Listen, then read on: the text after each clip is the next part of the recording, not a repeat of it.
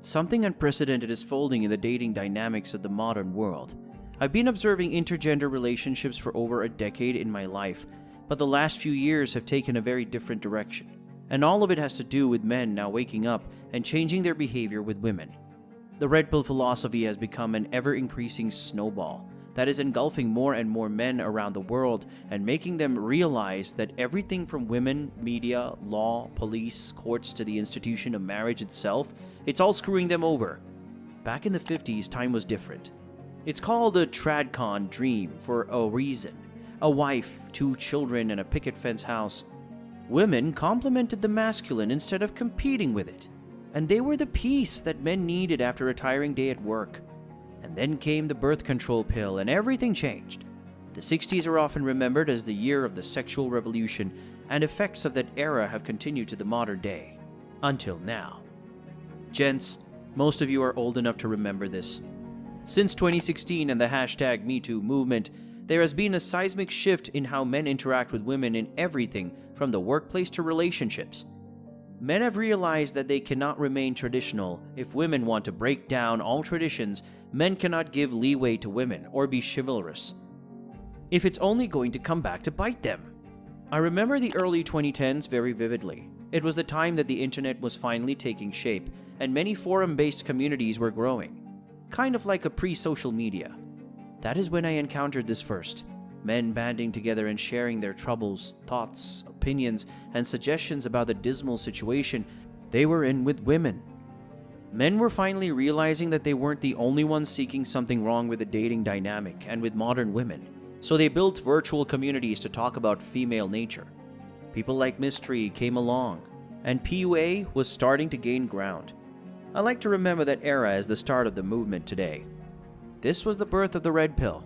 It remained for very long, as just a small community in the dark corners of the internet, but now has blown up into the biggest men's rights movement in decades. Men, the red pill is a derided philosophy for too long.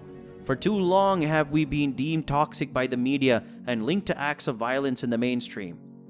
Now is the time to go truly come out and reiterate that men matter and men's issues matter. There's something else that has changed in the last few months. Something that has woken up even the richest and most powerful men. The widely publicized trial of Johnny Depp and Amber Heard, as well as many smaller events to catalyze it, have become an important cultural milestone. A milestone that has become engraved in our collective memory, as the moment that a man as powerful and rich as Depp could be brought to his knees and humiliated in courts just because of a woman's word of mouth. Events like these show men the light and force them to seek out communities to feel the same way. And this channel is one such community. So it's a good time to like the video, and if you enjoy it, subscribe so you don't miss out on more. Let me reveal one thing to you, gentlemen. This is desperation. Women are realizing, what if my man finds the red pill? This is because even the most highly sought after men are waking up and realizing the massive drag and danger that women have become. You can toil away your entire life, work, build, and amass the wealth you want, and a woman can simply come along and wreck all of your dignity, wealth, respect, and your future prospects. Take the example of Leonardo DiCaprio. Never in his life has he committed to a woman, and never has he had a woman over 25. It has only come to light recently, but I think as much as he is derided for the choice of this lifestyle, I think he's playing a smart game. Gents, women want to tame you into commitment more than anyone else. They want to hog your resources and leave you incapable of attracting another woman into your life. It makes perfect evolutionary sense. Shared resources are halved resources, and a woman feels innately queasy when she's the vulnerable sex and is not given 100% of a man's attention. This is why the lifestyle of men like Andrew Tate is attracting men like moths to flame. Loyalty for a man is not equal to monogamy, and the more men realize this, the more women will fail to attract the full attention of a high-value man. It is ironic, isn't it? The modern dating dynamic, with its deregulated nature and free-for-all sexual mores, was always meant to give women more leverage over the dating market. But all of it is now firing back at them, as more men check out of commitment with women. It is not men at a long-term loss, but the women. Women were supposed to be man's peace, his place of solace and retreat. Now dealing with women has become an all too risky endeavor for most men. because everything they are and have built is put at risk. For long, women have had the leverage in the dating market, but I see the tide shifting. As the red pill spreads and men realize the worth and value of their commitment, more men will check out completely and withhold from women their attention and resources. Why? Ask yourself as a modern male, why would you? Who's on your path forward? Deal with a woman and get into a relationship with her. By staking all of your achievements at the helm of her, uttering a few words of accusation against you? Why would a man be willing to mortgage his entire life for a few minutes of pleasure? This is why I say, gents, recognize that your biology would bother you. Your hormones will kick in, and your innate desires will pop up from time to time, but you owe it to yourself that you contain them, or at least not let them lead you down the path of marriage. It is a tragedy.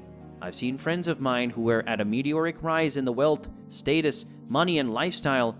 Then a woman came along for whom they staked all of it. They got derailed from their purpose. They gave in to their natural instincts. They got cheated and were left bereft, broke, and depressed in the end. What a waste of masculine potential. There is something else in the future that I'm waiting to see. What happens in a dating environment where women are getting pickier and pickier by the day? And on the other end, more and more men are checking out of relationships and refusing to commit. Are we about to see a hookup culture that's about to go haywire? Are we going to witness the rise of a dating dynamic where lesser and lesser percentage of both genders get what they want, namely intimacy for men and commitment for women? It's like both sides are headed for a collision, and neither is willing to relent. I shudder at the thought of what these means for the coming generations. Who will be raised without fathers, without stable households, and be thrown into a world that doesn't care about men other than the absolute top cadre? The decade of the 2010s was the time when dating apps changed everything. In this decade, we are seeing the same problems compounded and taken to an unsustainable level. What the coming years hold, I don't know. But what I do know is that as a man, you will not be fulfilled and happy in the future if you don't act now. With the virus and its fallout, currencies have been devalued, and the world for the bottom 90% of men is shrinking. You don't have much time to get yourself in order because you will be left out in the cold by a society that sees you as dispensable. So take stock of your life and join the manosphere before it's too late. It is channels like this that will give you the vital knowledge you need to put yourself in the top 10% of men that will survive the coming dating winters. So like and subscribe so you don't miss out. You simply can't afford to live a blue pill life anymore in this restrictive and cold world. Share this video in your masculine circles and get more men in on the fight, because our strength is in numbers and unity. Until next time.